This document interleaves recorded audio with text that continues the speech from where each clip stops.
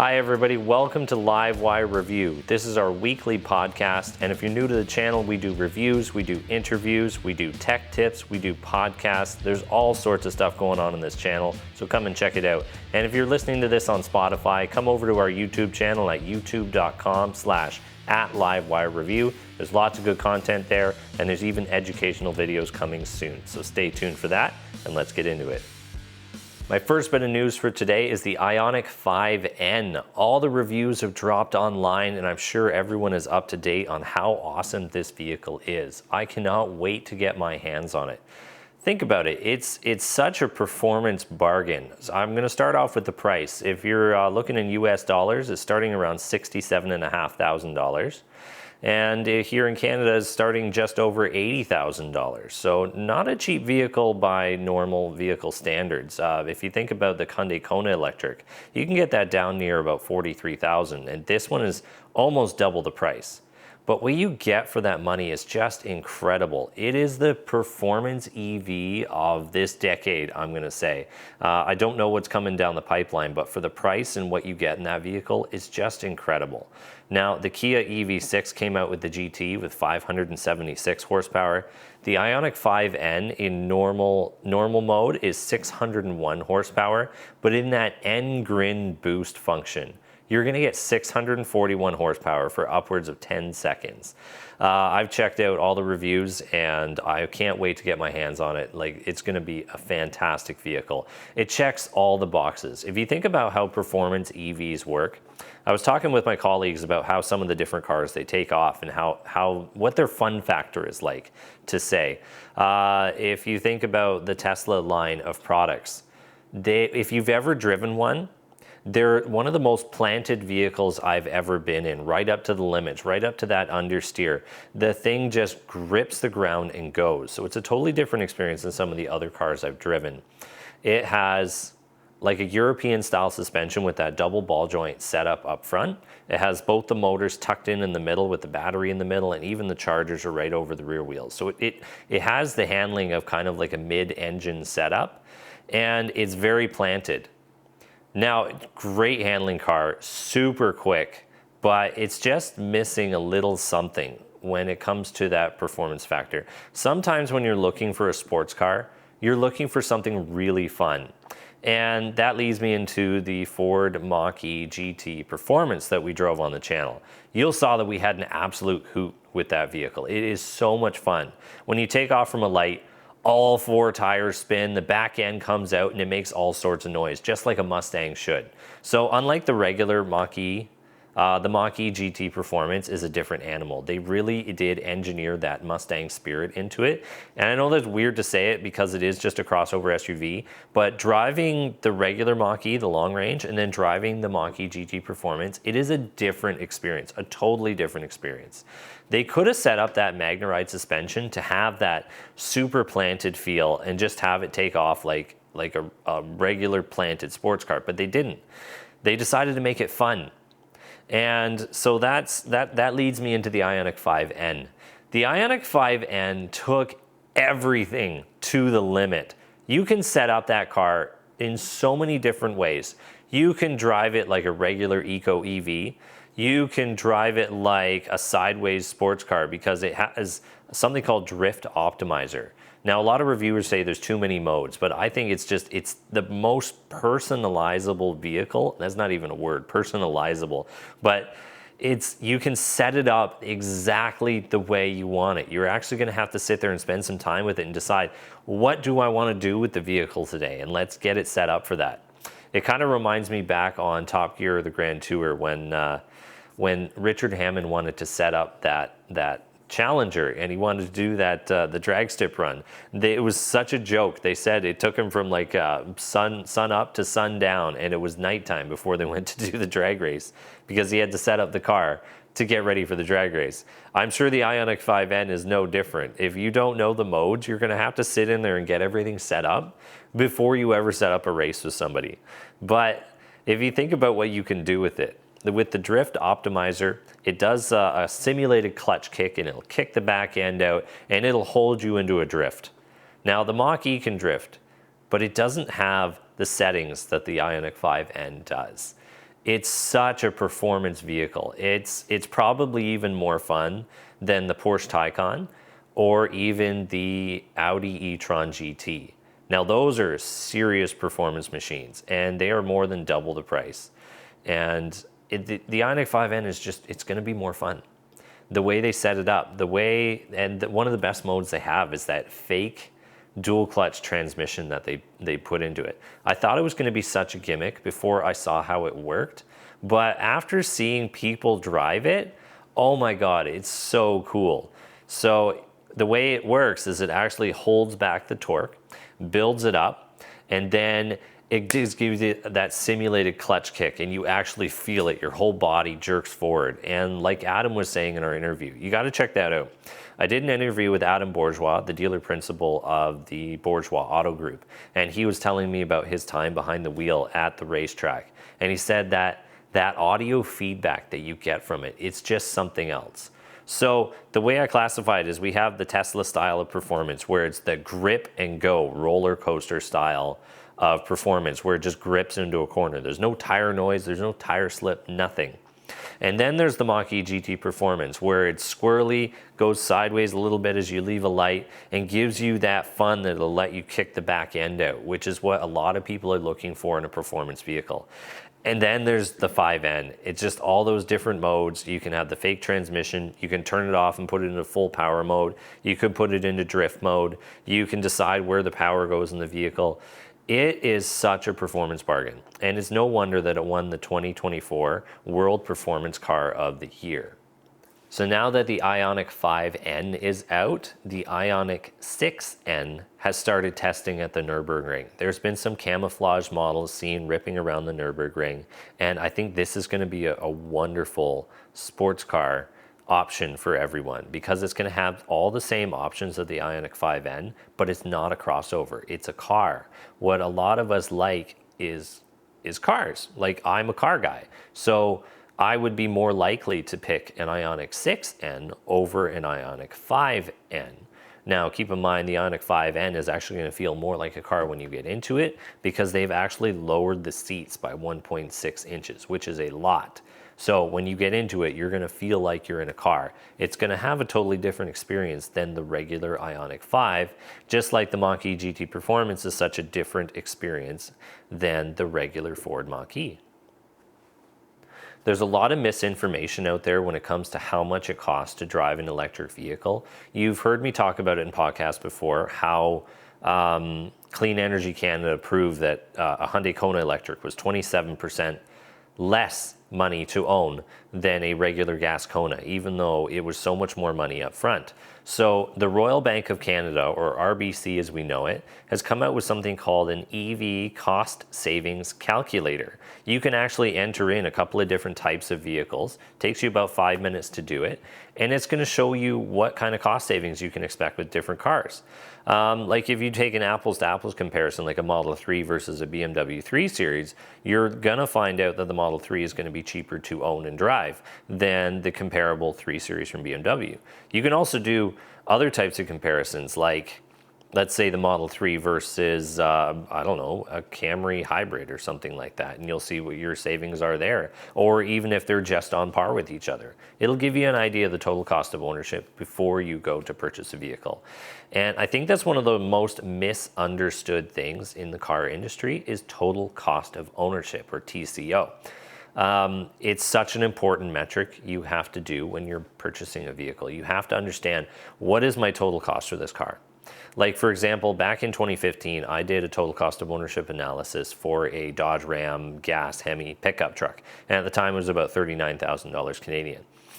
The total cost of ownership per month for that vehicle at that time was about $1,100, $1,100 Canadian. And that was a little too far out of the budget to be driving a pickup truck around.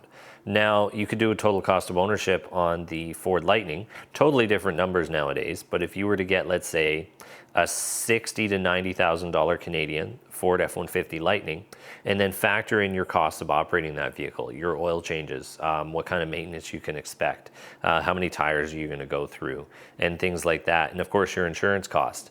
You have to factor all those things together, and you're going to find that a big chunk of that is your fuel cost, especially when it comes to a pickup truck like that. So for fleet use, I believe that an electric pickup truck actually does work, especially a Silverado EV work truck or an F-150 Lightning, one of the lower trims like an XLT, or even the Pro version of the Ford F-150 Lightning. So this calculator is going to help you do that.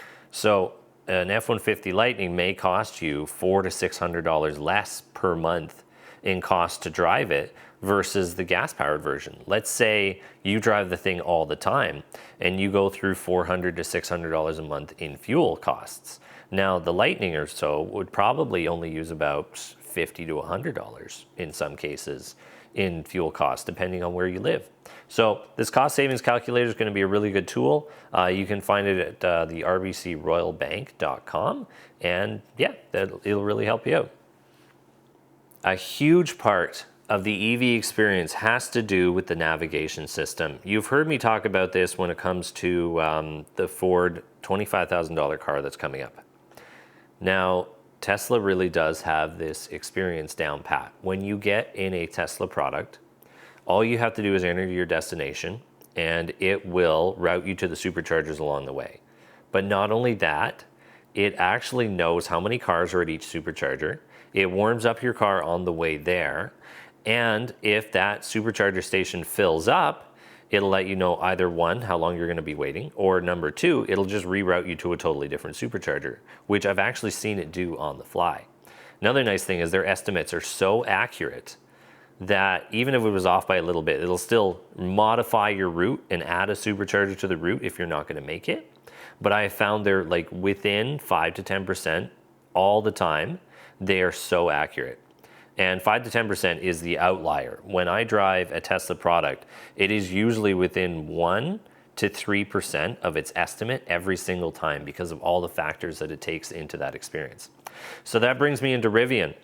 I didn't expect this, but Rivian, I think, is the next company that's really going to get this experience right. And it's no surprise now to me that Tesla has the highest retention of customers out of all the car companies, and it kind of changes places with Rivian every once in a while. Rivian is the other next company that has the highest retention of customers. They're more willing to purchase a Rivian again versus other companies out there. And that's important because of the experience of the vehicle. The better you can make the ownership experience, the more customers you're going to retain. So that brings me into Rivian's navigation update that they just brought out. It is so smart. When it comes to the public charging network, this integration to the vehicle is much more difficult to do because you have things out there like Flow, ChargePoint, EV Connect, Electrify Canada, Electrify America, EV Go, and the list goes on and on and on. And every one of those networks has a different way of tracking their chargers. Some of them don't track their chargers at all, and they're just owned by a company, and you find them on PlugShare. Some of them are built into a network like Flow and ChargePoint, and they actually have updates that can be integrated into other systems. Like if you go into PlugShare, PlugShare actually shares that information with Flow and ChargePoint, and they can tell you right on the app if they're in use right now. They can't tell you if any cars are driving to them, but maybe we'll get to that point in the future with integration. But with the public network, it's very difficult. So Rivian took a very unique approach to this.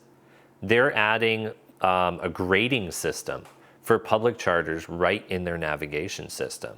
So the same way that we grade chargers on PlugShare, they're going to be using that information and putting it directly into the Rivian maps. So when you get into your Rivian and you want to drive somewhere outside of your charge range, that means that you're going, let's say, 1,000 kilometers away and you need to charge along the way. It's going to add chargers to your route from the public network, but it's going to add those chargers based on a letter grade system or a color grade system, just like you got in school from A to F. And it's going to select the higher graded chargers on your route. So you are much, much more likely to have a positive charging experience on your drive than if you were to go to those lower graded chargers, and that's what your navigation just defaulted to. I'm really hoping these kind of updates come to more car companies. It is one of the biggest parts of the EV experience that in some ways is overlooked, because I always do that Apple versus Android comparison. And I know some people on the channel don't like that comparison, but I've always used Android phones because I can customize them a little bit. Certain things aren't locked out of it. An iPhone is more stuck to their way of doing things. Like back in 2010, if you had an iPhone, to get your pictures and your music off your phone, you had to connect it to the Apple program on your computer and do it that way. And then you had to convert it and you had to bring it over to another folder. You couldn't just go into the folder and grab everything. In fact, I still have that iPhone from 2010, and it has 7,000 of my photos on it that I can't get off of it now for some reason, because it has to be connected to the computer in that way. And because it's not synced to that system anymore, I can't get them off. But we're talking about cars here. So when I say Android versus Apple, what I mean is Android, you have to plan ahead. You have to have a little more control over what you're doing. Apple, everything is integrated into the phone. And Tesla is more Apple in its approach, but it's a really good approach. You cannot customize certain things about a Tesla, just like you can't customize certain things about an Apple product. So they're very similar. But most customers pick that system because it's so integrated. They're not the tech style person who really wants to have control over everything. So in the EV industry, we have to go that way when it comes to the maps in the cars. You have to be able to get in your EV, and you have to be able to just turn it on and drive somewhere, just like you do in your gas vehicle. Now, gas vehicles have been around for over a century, so you don't worry about gas stations being wherever you want to go. You just expect them to be there. So that driving experience is you get in your car and you drive where you need to go. The EV experience has to be the same for mass market adoption. So it's a little bit different because there is that range anxiety that comes with it.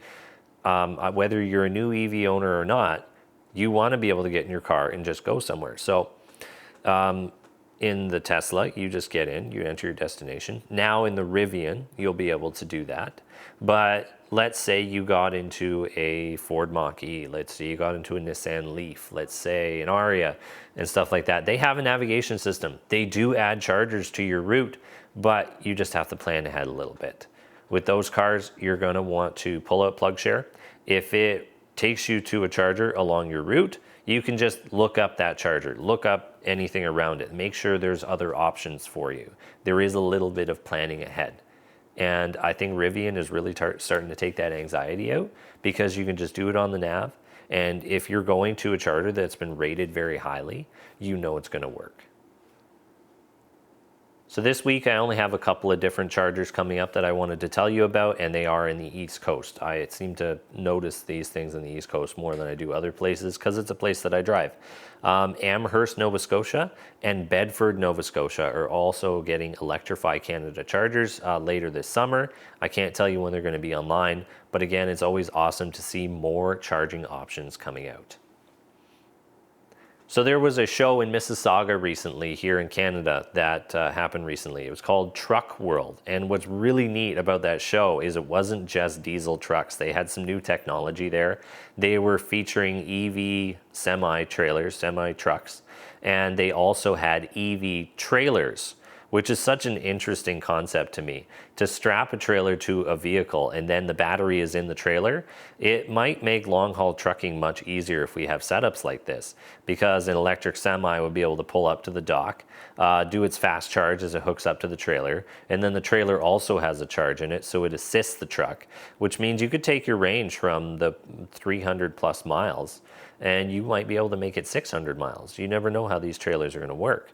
And there's another type of trailer out there that actually goes right in the middle and makes your diesel truck into a partially electrified vehicle. So it's a trailer that goes in the middle and has a set of batteries in it, and it assists with the load. So for the first part of your trip, you can actually drive almost 90% electric. And then after that, you just turn it back into a diesel truck, but with hybrid capabilities. So it means that that trailer that's in the middle will then recharge using regen. It's a really great way to remove carbon emissions from trucking right away. You can still use your old diesel truck and you can put an electrified trailer on it, or even one of those mid trailers. And it's just such a great way to reduce emissions because, like I said, electrified vehicles can meet up to 80% of use cases. We have to get creative for that last 20%. And implementing that technology now is going to have an effect. It will reduce a huge amount of carbon emissions from the trucking fleet.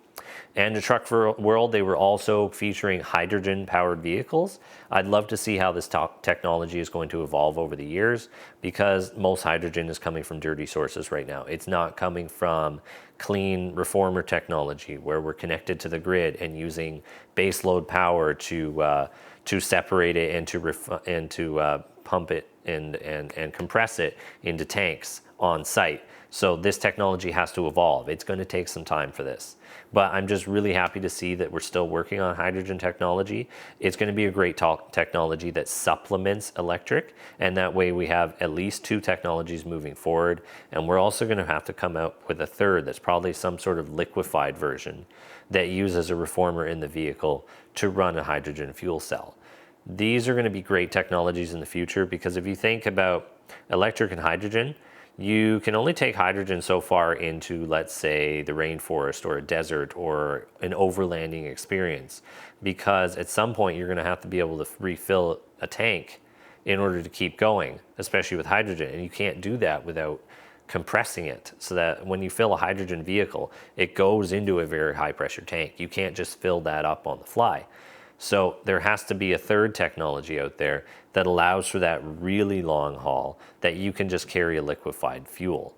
And I'm sure we're going to get there. It doesn't have to be fossil fuel related, but fossil fuels can supplement the systems now, and then we just adapt them down in the future.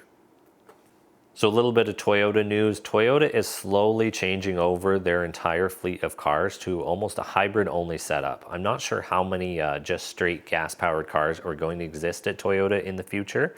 They're taking a very, very heavy hybrid approach to the future, at least for now. They always say that same thing over and over. The number of batteries that we have capability of could power so many different hybrids versus one electric vehicle. But the truth behind that is they just haven't refined their process for getting minerals and materials for making electrified vehicles. They will get there. They're working on solid state batteries. Toyota is a company that is going to make it into the future. They're always working on something in the background. And they are going to start making more and more electric vehicles. There's launches of Toyota electric vehicles all the time, but they're going to be the company that comes out of left field and surprises us with something soon. But for now, most of their fleet is going to become hybrid. They're going to have those plug-in hybrids available as well. And I like their approach to plug-in hybrids because they actually have a heat pump technology in them, unlike some other plug-in hybrids that are on the market. So yeah, hybrid, plug-in hybrid, and electrics are all going to be coming from Toyota. And what's nice is you're not going to have an option on their vehicles soon. So that brings me to my news today. The new Camry that is coming out from Toyota is hybrid only. There are no straight gas versions of the Camry anymore. And that is really good news because their hybrid technology has really proved itself. There is nothing to worry about when it comes to a Toyota hybrid product. And I'm really happy to see that they're starting to decarbonize their fleet little by little. They're going to be slower than the rest of the industry, but they are going to do it. And I'm really happy to hear that. So I'm going to talk about the Kia EV9 again. This is one of those vehicles I am really impressed with. And I will be getting this vehicle in June to review, just the normal model of the Kia EV9. And I'm really looking forward to that. And they just dropped some news about the Kia EV9 GT. Now, from what I know about Kia, Hyundai, Genesis, they have shared technologies. They all use the eGMP platform, and the Kia EV9 is no different. It's just a platform that has been stretched and has a 99 kilowatt hour battery in the floor, still using the same technology as the other vehicles that they make. So from what we know about the Kia, Genesis, and Hyundai products is that the GT version is likely going to get the same drivetrains that are in the Ioniq 5N or the Kia EV6 GT. So the Kia EV6 GT is 576 horsepower. The N is 601 horsepower. I believe the EV9 is going to be around 600 horsepower. And they have just told us that it is going to have a 0 to 60 time of 4 seconds. So it's going to go just as quick as a Ford F-150 Lightning, actually. So that is going to be a very quick vehicle. A very heavy and quick vehicle. The thing is around 5,800 pounds, but it is going to move. That is going to be a really neat vehicle. Imagine pulling up next to the grocery getter, large SUV, large 7-passenger SUV, and then it just taking off like a rocket ship. You're going to be like, what just happened to me? So I'm pretty excited to hear about that. I'm sure the pricing will be up there, probably in the over $80,000 Canadian for sure. But yeah, keep an eye out for that. It is a really interesting car. And more news from Kia. They're going to be electrifying more of their lineup. They keep on bringing out more and more EVs, and they seem to be the company in the Kia Hyundai Genesis range that seems to be bringing out electrified vehicles sooner. They're working on the Kia EV2 and the EV5 right now, so you're going to have totally different sizes of cars you can pick from. So that's EV2, EV5, EV6, and EV9. There is a huge range of electric vehicles that you can choose from Kia. So look at Kia when you're looking for electric vehicles. They have an A-Class heat pump in them, and there are so many options. There even is the Kia Niro if you're interested in that too. And the top model of that has the V2L feature. I wouldn't be surprised if the entire EV2, 5, 6, and 9 lineup are all going to have V2L technology in them. So really good vehicles. Check them out whenever you're looking for an electric car. There is finally news from Honda too. Honda is actually building a plant here in Ontario to build electric vehicles. There's anywhere from $11 to $15 billion being invested in this plant by Honda, which is very interesting because you haven't heard much from Honda when it comes to electric vehicles.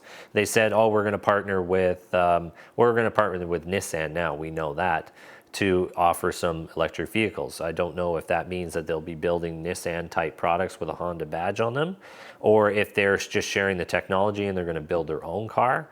But it's very neat to see that Honda is starting to bring out electric vehicles. And they just announced the Acura ZDX with over 500 horsepower as a fully electric product.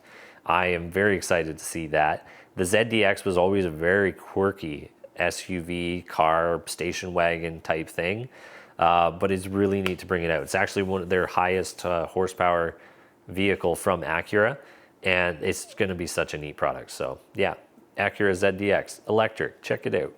So when it comes to navigating A to B, there is another company that is going to help us with that, but I cannot believe they are so late to the game when it comes to this. PlugShare and a better route planner have been around for so long, helping people get from A to B, grading chargers, and all that kind of stuff. Who's finally getting into the game now? Google Maps. Google Maps has had fuel stations on it forever. Why is it taking them so long to get to EV charging stations? But nevertheless, everybody uses Android Auto or Apple CarPlay when they get in the car nowadays. I've heard it from everyone. So if you drive an EV that doesn't have really good routing through EV charging stations, Google Maps is finally gonna get there. They are offering EV charging on their maps, and hopefully they're gonna grade it just like Rivian. Let's see how they work out this system, and it's really gonna help out EV drivers. So that brings us to the end of the news. Usually we talk about a certain topic every week, and my topic this week is, what EV would you choose as your first EV? And how is it going to affect your experience when it comes to EVs? So I've noticed that one of the best ways to get an EV is if you already have 2 cars. You got a 2-car house. Usually it's a family of, 3, 4 people, and you usually have 2 cars. Replace one of your vehicles with an EV first. Don't go all in and get 2. It'll help with your range anxiety at first. You'll be able to learn it really quickly. But the choice of EV is really going to affect your experience and what you think about them. So let's use an older vehicle here. Let's use an old Nissan Leaf or an old Kia Soul. The old Kia Soul could go about 150 kilometers on a charge. The old Nissan Leaf would maybe be as low as 95 to 120 kilometers on a charge, and that would degrade from there. And even the smart EV, my neighbor actually has a smart EV, and they've been driving it for 10 years now. And like they bought it back in 2014, and or 2014 or 2015, something like that. But it only has a range of 95 kilometers, and it didn't have fast charging or anything on it. So if you bought that as your second vehicle, you have to understand its absolute limitations. It is great for running to work. It is great for going to the grocery store and doing all your errands and all that short range stuff. But if that's your only electric car in your house and that's the first thing you're going to be introduced to, that your anxiety is going to be real. You know, let's say you had a Nissan Leaf and it had CHAdeMO quick charging on it, and you wanted to venture out of town. You wanted to venture out of your charging zone, and you still have your ICE car at home that you do your other stuff with. You said, no, I'm going to take the Leaf with the 120 kilometer range, and I'm going to just charge it up on my route. It's doable. Lots of people did it, especially in European countries. People have been able to get that Leaf 100 kilometers at a time along their route, but it sours your experience here in North America, especially since we have such long distances between every destination that we go to. I can easily put 400 kilometers on my car in a weekend, or even in a day of the weekend. So it's going to sour your experience.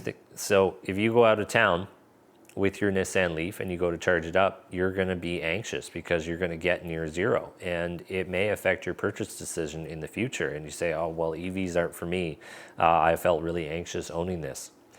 That is the reason why our first EV was a Hyundai Kona electric. My limit for a car was that 400 kilometer mark. That's where my limit was, because especially since I live in Canada here, I knew that if I had a 400 kilometer range when it was warm, that I would still have a 250 kilometer range when it is absolutely frigid out. When it is minus 30 in a snowstorm, I'd still be able to get where I need to go. You know, all of us Canadians seem to look at electric vehicles that way.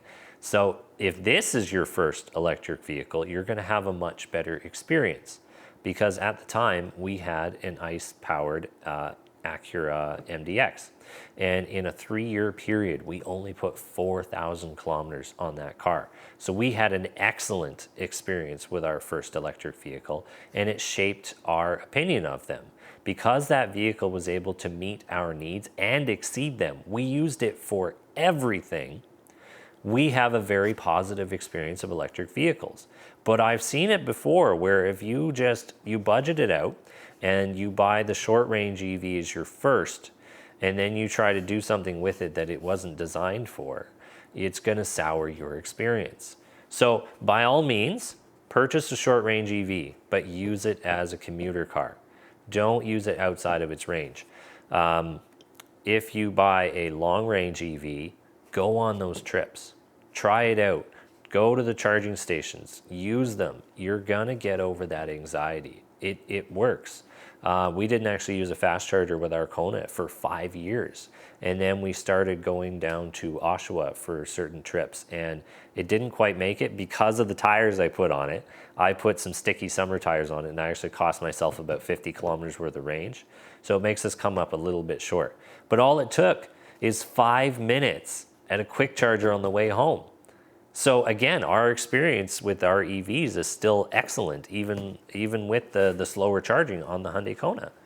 Now, we also picked a slightly different EV when it came to our long trips. We are now a 2 electric vehicle family. So when you choose your vehicle, again, you have to make sure it's going to fit your needs. We needed something that would go very far on a charge, but also charges very quickly. And that's important because when you do several stops on your trip, those times that you're at the charging station really do add up. And also, what kind of access to chargers do you have? There is the Tesla experience, where if you have an adapter, you can plug into any charging station on the market. It's incredible. There is, like, you literally granny charge it at a cottage using a regular outlet and an extension cord, as long as it's a high grade extension cord, of course. It has to be 12 gauge extension cord to be able to charge an electric vehicle, and keep in mind that it can get warm. So watch yourself there. But the fact is, you can charge anywhere. There are adapters that come with the charging station. You can buy separate adapters for that charging station. So you can charge off of a dryer plug, a welding plug, a NEMA 1450, a 620 plug. You can look up what all these are, but the fact is you can get adapters for almost any plug that's on the market. There's even a website called evseadapters.com that makes more adapters for that Tesla mobile connector that you can just plug in, and they automatically adjust their amperage, so you can charge anywhere. But that's just destination charging, like if you're in an Airbnb or if you happen to be at a shop somewhere. You can charge at Tesla superchargers. Version 1, 2, 3, 4 doesn't matter because that's what it's designed for. You can use a CCS adapter and you can charge at any public charging station, and you can do it fairly quickly. Like the adapter you get from Tesla does 129 kilowatts, so it's no slouch. It charges very quickly. It may not be 250, but you're not at that charger very long. So that's that experience. Literally, this is why they have 70% of the electric vehicle market. You have to understand, it's too easy to own them. You just get in them and drive. You don't need the adapters that I just talked about. You can use the fast charging network and you'll get along just fine. Unless you go up to Elliott Lake and you have to rely on that single EV Connect charger that's there. There's only one. So wherever you're going out really far, you make sure you have your adapter with you and you'll be able to get a charge. And that's what makes them so easy to live with. So again, that goes with my topic of your first electric vehicle. You have to choose what do you want to do with it. Another option for you is any electric vehicle that has a lithium iron phosphate battery. That would be the base Tesla Model 3 or the base Ford Mach-E, and there are other ones that are going to be joining the market soon. They don't go as far on a charge. Let's say they're on average a 300 to 350 kilometer electric vehicle. So they're not quite as far, but they still charge quickly. In the case of the Tesla, you're still in that 20-minute window for your charge stops. And the Ford Mach-E, you're about 43 minutes. So you got to factor that in. Are you okay waiting that 43 minutes at each one of your stops? This is another really big consideration when it comes to your first EV. Now, this week, I'm actually picking up the Hyundai Ioniq 6 tomorrow from Hyundai Canada, and I get to review it. So stay tuned to the channel for that. I'm going to go really in depth with the vehicle and my experience of it because I actually get to review it for an entire week. So I should be able to learn some of the nuances of it. But think about this. You're buying your first electric vehicle. Let's say it's your only car. Then it really shapes your experience and what you think about electric vehicles. The Hyundai Ioniq 6 would actually be a very, very good first EV to purchase, except for the navigation side of it. Think about this. You can charge a Hyundai Ioniq 6 in 18 minutes at a fast charger. But what if you just trusted where it was going, but that charger was not a good one? It wasn't graded like it was on the Rivian network. That is also going to reflect your experience. So make sure you're fully informed with what you're getting. Honestly, you can contact me, leave comments on the bottom of this. I will answer all of them. When it comes to the YouTube comments, I check and read every single one of them. At least at this point, well, it's small enough that we can do it, but we're gonna grow. So yeah, leave comments. I can always answer your questions when it comes to that. But the Ioniq 6 would be a great first electric vehicle. It can go, if you get the rear wheel drive one, it can go as far as 580 kilometers. Real world range is like 470 kilometers on the highway. But if you buy an electric vehicle that doesn't meet your needs, it is going to sour your experience and what you tell other people about them and just how you feel about them in general. So be smart. You can buy a used Nissan Leaf for something like $18,000 right now. So great first EV to buy. Super duper reliable. Lowest cost of ownership of pretty much anything you could buy on the market, but use it within its limits. If you are going to be a 2 electric vehicle family and you have that short range Nissan Leaf, make sure that the other vehicle you buy, especially here in North America, is a long range EV that charges quickly for road trips. And then you'll be fully covered. You can use the Nissan Leaf to its full capabilities, and then you could use, say, your Ioniq 6, your Model 3, your Model Y, whatever you chose as your long-range vehicle to its full capabilities as well. It's a great 2-car family setup, but if you're a 2-car family and that other car has to go really far, do not buy a short range. Get the long range, get something that charges quickly, and look into how the navigation is going to affect your purchase decision. That brings us to the end of this podcast for this week. Thank you for watching and listening. I want to hear your comments, just like I said a couple minutes ago. Please, I read them all. And if you found this video or this podcast helpful, like, subscribe, do anything you can to support the channel. I really appreciate it. And thank you for watching and listening.